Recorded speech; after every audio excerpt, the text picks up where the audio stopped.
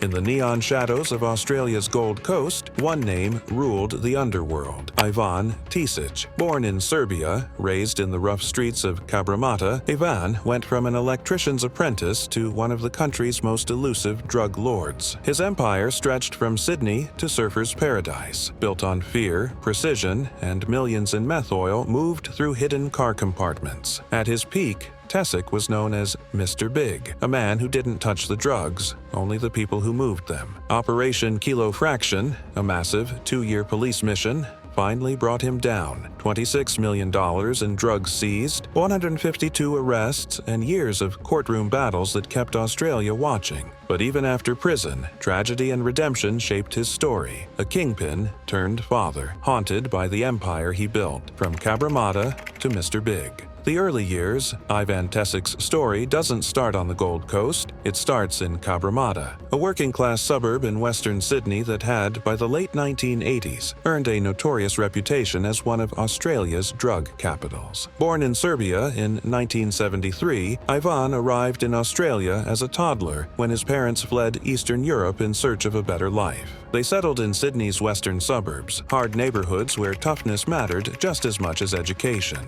At first, Ivan's early life seemed ordinary. He went to Cabramatta High until year 10, became an electrical apprentice, and picked up work as a laborer. On paper, he was just another working-class kid, but beneath the surface, there was restlessness. Police records later showed that Ivan's first run-ins with the law began in the early 90s. Minor charges like unlicensed driving, receiving stolen goods, and fake IDs. Nothing major, but they hinted at a man comfortable skirting the rules. Then, as the years passed, the crimes grew bolder: break-ins, car thefts, possession of burglary tools. Step by step, Ivan was learning the ropes of the criminal underworld, each arrest another lesson in how to move smarter, faster, and quieter. Then came October 2002.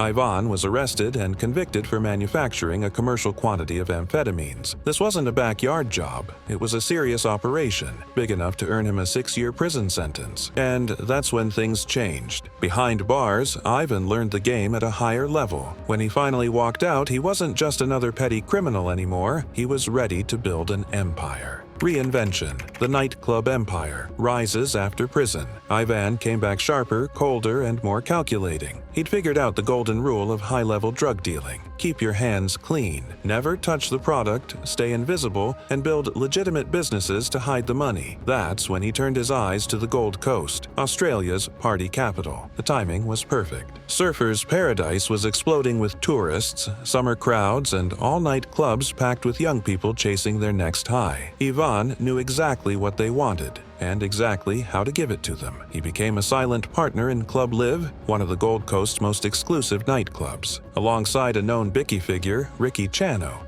On paper, it was just a business move, another investor helping run a booming venue. But behind closed doors, Club Live became much more. It was the beating heart of a drug network that stretched across the Gold Coast's nightlife. A place where cocaine and ecstasy changed hands between drinks, where dirty money flowed in and came out clean, and where Ivan's growing fortune could be explained away as the spoils of a successful nightclub owner. By the early 2010s, Ivan's name had started to appear in police intelligence reports. Detectives tracking the movement of drugs through Queensland's party scene kept running into his connections, links to Bicky clubs like the Rebels and the Bandidos. And within those reports, one name began to stick: Mr. Big. Not because he was Australia's top drug lord, but because he acted like one. He didn't sell, he directed. He didn't touch the drugs. He moved the people who did. He ran his empire from the shadows, the way only a true mastermind could. The darker side, brotherhood, and brutality. Ivan Tesic was careful about how he carried himself. Sure, he spent time with Bickies, but unlike most of them, he didn't need to flash his power or show off his muscle in public. He wasn't the kind of man who made threats in nightclubs or rode around with a crew to prove a point. His reputation spoke for itself. People didn't fear him because of what they saw. They feared him because of what they knew. But behind that calm, calculated image was something much darker.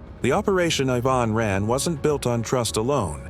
It was built on fear. And when that fear slipped, he made sure it didn't happen twice. One man, a courier named Darren John Dark, became the warning everyone remembered. In 2013, Dark was reportedly attacked, tortured even. His ears were cut off, his body burned. It was a brutal message that spread fast. You don't walk away from Ivan's business, and you definitely don't steal from it. That's what truly defined Ivan's world. Behind the polished image of a nightclub investor and businessman, there was a ruthless machine designed to keep people in line. It had to be that way. When you're moving liters of meth oil across borders, handling millions in cash, and working with outlaw motorcycle clubs, discipline isn't optional.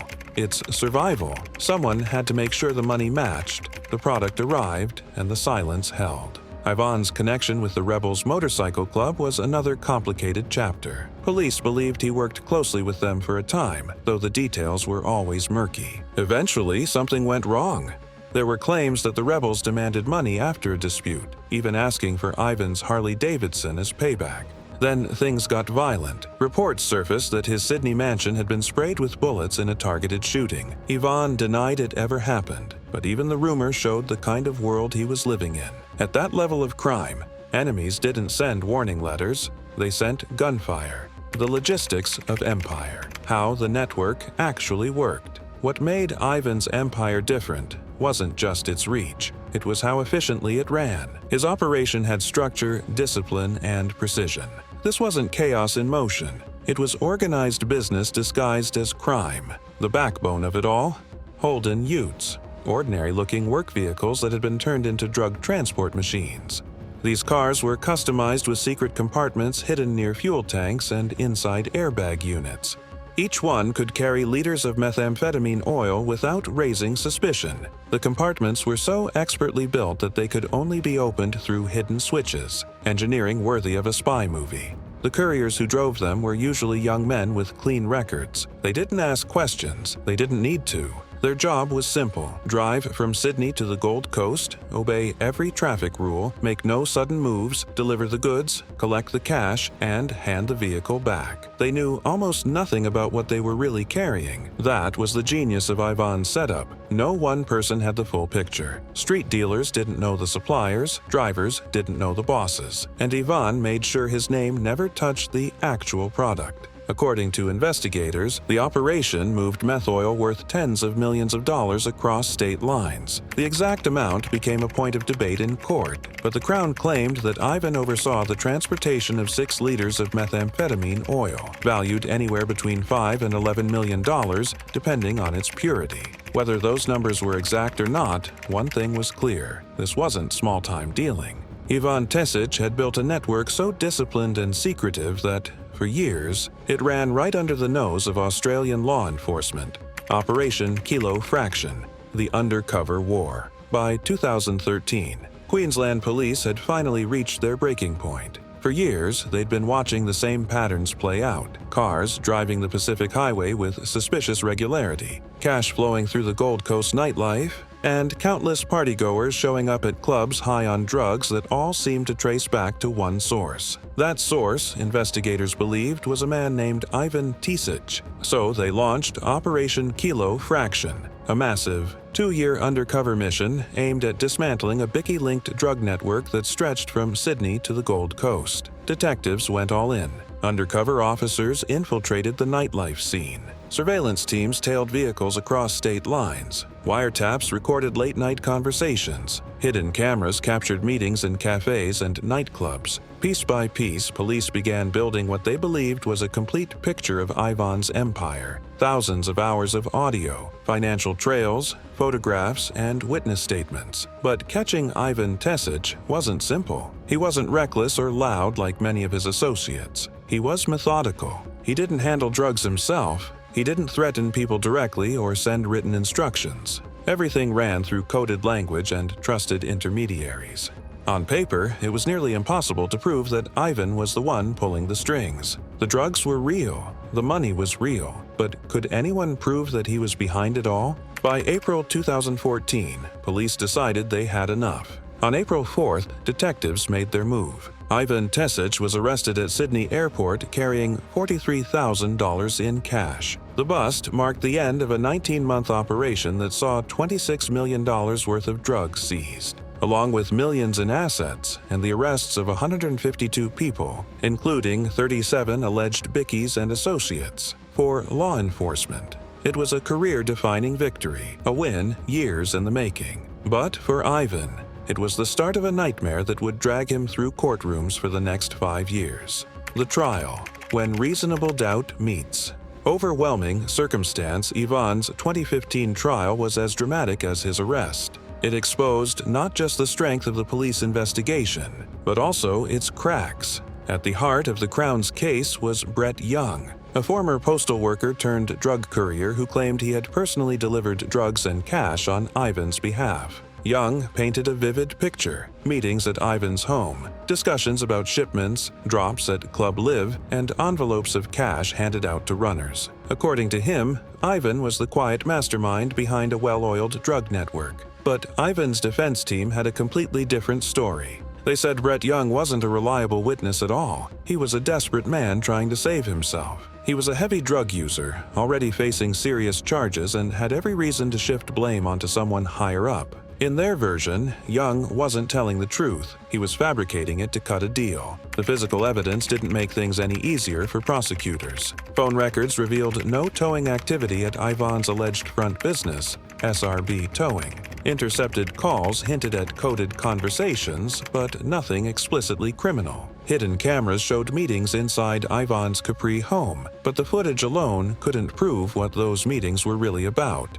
The question remained: could anyone definitively prove that Ivan knew about the meth oil hidden inside those cars? After weeks of testimony and days of tense deliberation, the jury reached a dead end. They couldn't agree. 3 long days passed, but the jurors remained split, torn between the mountain of circumstantial evidence and the lingering shadow of reasonable doubt. And just like that, one of Australia's largest drug cases, years of investigation, millions in seizures, and the downfall of more than 100 people ended in a stalemate. No verdict, no closure. And for Ivan Tesic, it meant one thing: freedom, at least for now. The retrial, conviction on contested ground. When Ivan Tesic walked back into court in 2019 for his retrial, everything had changed. The Crown still wanted a conviction, but this time the rules were different. The jury wasn't allowed to hear about Ivan's alleged ties to bikie gangs, or the prison phone call where he'd supposedly made threats against the courier who turned on him.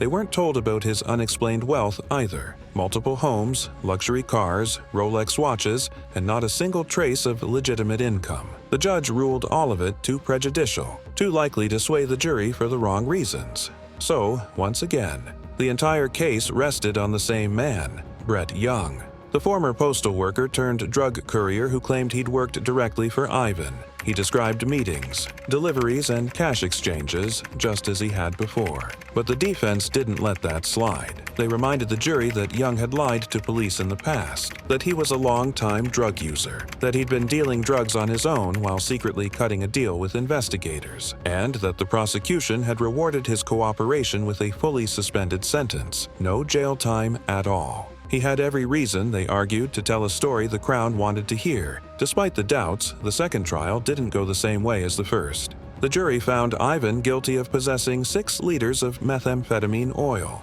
a conviction that painted him as a key player in a major drug operation. But when it came to the bigger trafficking charge, they still couldn't agree. It ended in another hung jury. Still, the possession charge was enough. On February 18, 2019, Ivan was sentenced to 8 years and 9 months in prison. The court said the quantity of meth oil proved that he'd been operating on a high, organized level within the network. Ivan appealed, arguing that the jury had been misled and that Brett Young's testimony couldn't be trusted. But every appeal failed. The conviction stayed. After years of fighting the system, Ivan's options had finally run out. The aftermath: redemption, tragedy, and uncertainty. Ivan served about half his sentence before being released on parole in May 2022. Nearly a decade of legal battles and prison time had passed, and when he walked out, he wasn't the same man anymore. The Gold Coast clubs, the bikie connections, the money, they were all behind him now. Friends say Ivan's priorities had shifted completely. He moved to Sydney with his partner Katie Whiten and their 4 children. The man who once ran a multi-million-dollar empire had become a father trying to rebuild a quiet, normal life. He kept a low profile, focused on family, and stayed out of trouble. But then, tragedy hit. In September 2023, just a month after finishing his parole, Ivan's youngest daughter, Storm, passed away. She was only 3 years old and had been battling Sandhoff disease, a rare genetic disorder that destroys the nervous system. Her death shattered the family. After that, Ivan withdrew even more. He stopped showing up publicly, stopped taking calls, and seemed determined to leave that old life behind for good. Those who knew him say he genuinely wanted to change, to be a better partner, a better father, a man who could finally live in peace. But they also admitted something else. The past doesn't let go that easily. The money, the connections, the old ways of doing business, they're always there, just beneath the surface. And for a man like Ivan Tesic, who once ruled the Gold Coast underworld, the hardest battle isn't against the law anymore. It's against his own history. The bigger picture, what Ivan's story reveals about modern. Organized crime Ivan Tesic's rise and fall reveals something deeper about how Australia's drug trade really works today. It's not the story of one criminal genius or a single kingpin pulling the strings. It's about networks. It's about the system. The logistics that quietly link production, transport, and street-level sales like pieces of a well-oiled machine. It also shows the limits of law enforcement. Operation Kilofraction might have taken down a big part of the network, but it didn't fix the root of the problem. After Ivan's sentencing, former Crime and Corruption Commission Chairman Alan Maxborn warned that locking up dealers and traffickers wasn't enough. Every arrest just opened a spot for someone new. The demand didn't shrink, the users didn't disappear, and the money, massive, addictive money, kept flowing. Ivan's case highlights why drug prosecutions are so complicated. On paper, there's everything. Millions in seized drugs, wiretaps, surveillance, financial trails.